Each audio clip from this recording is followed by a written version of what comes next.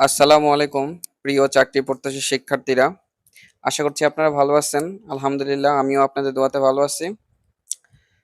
একটি ভাই আমাকে প্রশ্ন করেছে যে খাদ্য অধিদপ্তরের আমি নোটিশগুলো কোথায় দেখতেছি, তাদের কোনো অফিসিয়াল পেজে নোটিশ প্রদান করেনি, তাহলে আমি কিভাবে তাদেরকে নোটিশগুলো দেখিয়ে বারবার তারিখের কথা বলতেছি।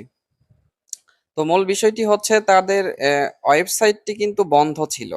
এই যে দীর্ঘ ৬ দিন একটা নেট বন্ধ থাকার কারণে তারা নিজেরাও কিন্তু ওয়েবসাইটে কোনো আপডেট নোটিশ প্রদান করতে পারে নাই।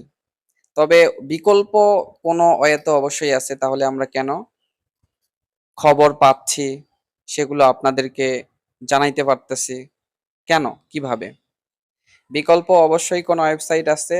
আর ইতিপূর্বে কিন্তু আপনারা দেখেছেন যে খাদ্য অধিদপ্তরের যে ৪টি পদের পরীক্ষা নেওয়ার কথা ছিল ২৬ তারিখে, ২৬শে জুলাই, সেই পরীক্ষাটির অ্যাডমিট কার্ড কিন্তু তারা নতুনভাবে একটা ওয়েবসাইট তৈরি করে সেখান থেকে ডাউনলোড করার জন্য আপনাদের লিঙ্ক দিয়ে দিয়েছিল।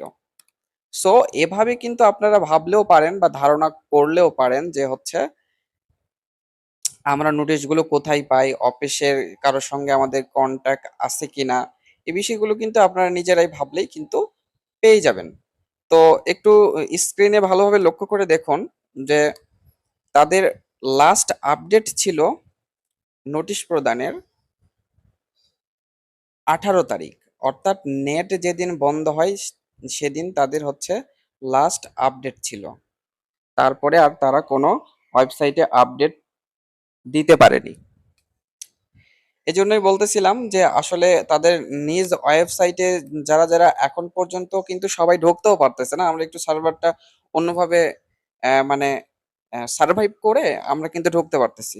সো মূল বিষয়টি হচ্ছে এইরকম যে আপনারা অ্যা সবসময় এগুলো ইউটিউবারদের ভিডিও দেখেন, দেখলে আপনারা যারা ভালো ভিডিও বানায়, যারা সঠিক ইনফরমেশন দিতে পারে তাদেরগুলো দেখেন।